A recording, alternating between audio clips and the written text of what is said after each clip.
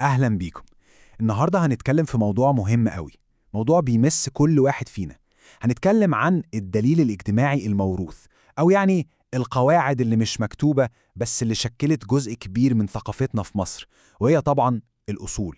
بصوا، كل مجتمع في الدنيا ليه قواعده اللي مش مكتوبة في كتاب. القوانين دي اللي الكل بيفهمها كده من غير ما حد يشرحها بالتفصيل. عندنا في مصر بقى القواعد دي كلها ليها اسم واحد بس: الأصول. فيا ترى إيه هي أسرارها؟ تعالوا نشوف. طيب، لما نقول كلمة الأصول، إيه اللي بيجي في بالنا؟ هل هي مجرد شوية قواعد اتيكيت وآداب عامة؟ الحقيقة لأ، الموضوع أكبر من كده بكتير. الأصول دي عبارة عن منظومة كاملة، سيستم متوارث من المبادئ اللي بتحدد الشخص المتربي كويس. هي مش مجرد تصرفات بنعملها، دي حرفياً طريقة تفكير ونظرة للعالم.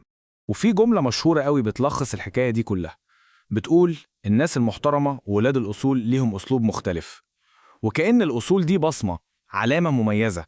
هي مش مجرد تصرفات بنعملها وقت اللزوم، دي طريقة حياة بتخلي الشخص ده ليه هيبة وتقدير خاص كده من كل اللي بيتعاملوا معاه. طيب، منين بتبدأ قصة الأصول دي؟ أول وأهم حجر أساس في المنظومة دي كلها هو احترام الكبار في السن. دي نقطة البداية، ده العمود الفقري اللي شايل كل حاجة تانية. والاحترام ده بيظهر في تفاصيل صغيرة قوي بس مهمة جدا.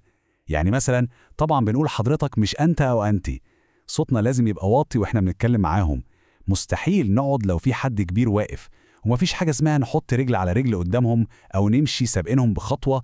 وحتى فتح الباب ليهم ممكن حد يشوفها حاجات بسيطة، بس هي في الحقيقة كلها علامات احترام، رسائل واضحة جدا بتقول للشخص اللي قدامنا إحنا بنقدر سنك وخبرتك. طيب، خلصنا من التعامل مع الكبار. تعالوا بقى نروح لمجال تاني بتظهر فيه الأصول بقوة: فن الضيافة والزيارات. القواعد هنا دقيقة قوي، وبتورينا قد إيه فكرة حرمة البيوت دي حاجة مهمة ومقدسة في ثقافتنا. يعني لو الواحد رايح ضيف عند حد عليه واجبات، أول حاجة بديهية، ما ينفعش نزور حد فجأة من غير ميعاد ولا نتصل بحد في وقت متأخر قوي. ولما نوصل حتى لو الباب متساب مفتوح لازم نخبط. ولما ندخل ونقعد نختار مكان ما يخليناش كاشفين البيت كله. كل دي حاجات بسيطة بس بتوصل رسالة واضحة، رسالة احترام لوقت ومساحة وخصوصية أهل البيت. وهنا بنشوف نقطة جميلة قوي بتورينا إزاي الأصول دي متوازنة. في دور على الضيف ودور على صاحب البيت. الضيف من أصوله إنه يقوم أول واحد من على الأكل كإشارة إنه شبع وكده تمام. في المقابل بقى صاحب البيت لازم يفضل قاعد وما يقومش غير لما آخر ضيف خالص يقوم من على الأكل. شايفين التناغم ده؟ كل واحد عارف دوره بالظبط. ونيجي هنا لواحدة يمكن من أهم وأقوى القواعد على الإطلاق، المقولة اللي بتقول تدخل بيت حد تبقى أعمى وتطلع أخرس. دي مش مجرد جملة بتتقال، ده دستور كامل للخصوصية. يعني ببساطة اللي تشوفه أو تسمعه جوه بيت ناس بيتدفن معاك. دي أمانة، ثقة، وده جوهر الأصول. طيب، سيبنا البيوت وطلعنا الشارع والأماكن العامة. هل الأصول بتفضل جوه البيت؟ طبعا لأ. الأصول بتمشي مع صاحبها في كل مكان، وتصرفات أي حد في الأماكن العامة دي هي اللي بتعبر عنه بجد، وهي مراية تربيته. وهنا الأصول بتبقى عبارة عن إحساس بالمسؤولية تجاه الناس التانية. يعني إيه؟ يعني أبسط حاجة، ما ترميش حاجة في الشارع، توطي صوتك وتعمل حساب إن في جيران نايمة أو تعبانة. لو قعدت في مكان عام تقوم وهو نظيف. تشوف حد كبير أو ست شايلة حاجة تقيلة تعرف تساعد، ما تقفش تسد الباب أو الطريق. كلها حاجات يمكن صغيرة بس بتخلي الحياة حوالينا أحسن وأريح للكل. والجملة دي بقى دي مش مجرد جملة، دي أيقونة اتربت عليها أجيال. قوم خلي طنط تقعد. المعنى هنا أعمق بكتير من مجرد إن حد يقوم من كرسيه. المعنى هنا هو إن راحة الكبير أو المحتاج تيجي قبل راحتي أنا. مبدأ الإيثار ده هو قلب الأصول. كل اللي فات ده جميل، بس ده يوصلنا لجوهر الحكاية كلها.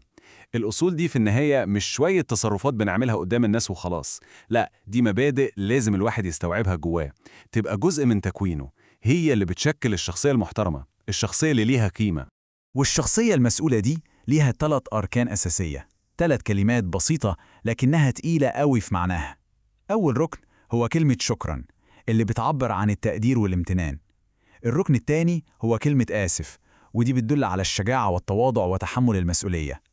والركن الثالث والأهم هو أن الواحد يقول الحق مهما كانت النتيجة. وعلى سيرة الاعتذار، في مقولة عظيمة بتقول اللي يعتذر الأول هو الأقوى، ودي بتصحح مفهوم غلط عند ناس كتير. الاعتذار عمره ما كان ضعف، بالعكس في ثقافة الأصول اللي عنده الشجاعة إنه يبدأ بالاعتذار هو ده الشخص القوي فعلا، لأنه قدر يواجه نفسه ويتحمل مسؤولية غلطه. وفي مبدأ تاني مهم جدا في الأصول وهو التواضع. الجملة دي بتلخصه: أنت مش أحسن من حد ولا حد أحسن منك. يعني بلاش غرور وبلاش مقارنات. قيمة الإنسان الحقيقية مش إنه يكون أحسن من غيره، لأ، قيمته بتيجي من احترامه لنفسه واحترامه للناس كلها على نفس المستوى. وده كله بيوصلنا لسؤال أخير، سؤال مهم محتاجين نفكر فيه. في عالمنا اللي بيتغير كل ثانية ده، هل المبادئ بتاعت الأصول دي لسه صالحة لكل زمان ومكان؟ ولا هي بقت مجرد عادات قديمة مكانها في الماضي وبدأت تتلاشى مع الوقت؟ سؤال مفتوح ويستاهل مننا كلنا لحظة تفكير.